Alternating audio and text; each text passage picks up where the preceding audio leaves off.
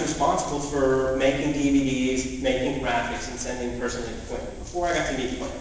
So it was a real kind of highlight in my life. It was my time to shine because I was in a format that I had no experience. So, but anyway, more to the film. So Quentin gets back.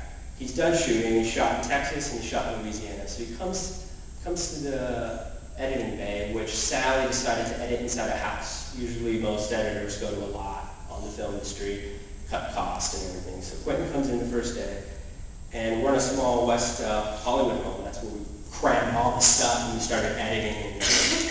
And I was the only one, I was the only one in the living room that afternoon, and he came in, and he's really sincere. He's a really great guy. He's very focused. He wants to get stuff done, and then he wants to party.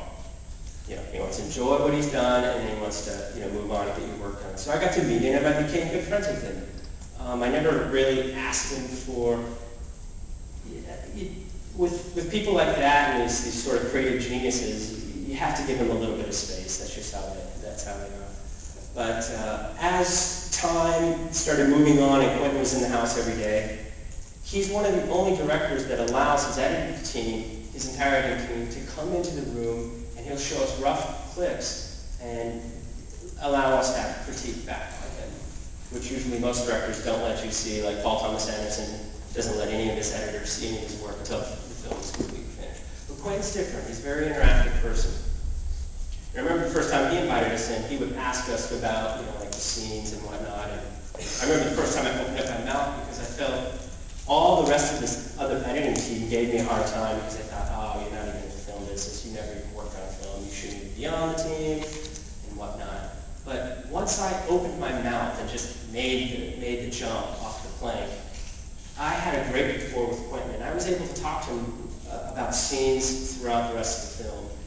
And for me, this project was not about networking and getting I don't want anything else from it. I don't want millions of dollars. I don't want a job after this. But it was about coming back to my roots of getting on my bike and going down and seeing a movie at the local theater. It was about just loving what we do. And I think a lot of people in today's world are just bored with their work and whatnot. Anyway, I'm rambling. But Quentin allowed me to just sit back and enjoy greatness if you are a film lover. So this film was super exciting. If you guys have some more questions. Oh, the highlight was that he invited us up to his house, which has his own private theater. He has a collection of over 1,000 movies that he keeps temperature controlled up at his place. It's really fun. So I got to meet the whole cast of the crew and whatnot.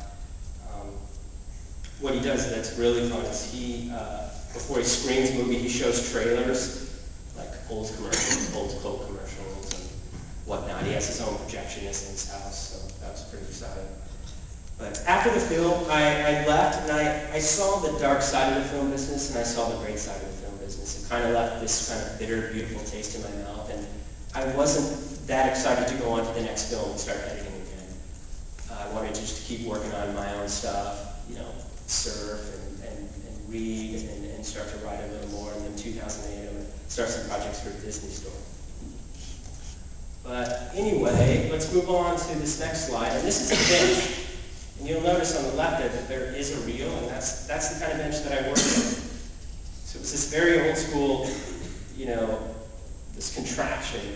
And what it would take on a computer, say we would do in a few minutes, this would take like 3 days to do. So if you were to sync something up, I could do that on the computer in a few minutes. This would take 3 days. So there's a time constraint, and all films are run on how many days are we going to have a crew on. They want us to spend less money for everything. But it was nice to slow down and actually enjoy film again. And I want you guys are curious to come down. These are actual pieces from the film. This is sound mags. The sound gets laid onto this track. Because when you shoot film, the camera's silent. It just shoots the film. And then somebody has to be at a boom mic, and that's a DAT recorder that records the sound. And anyway,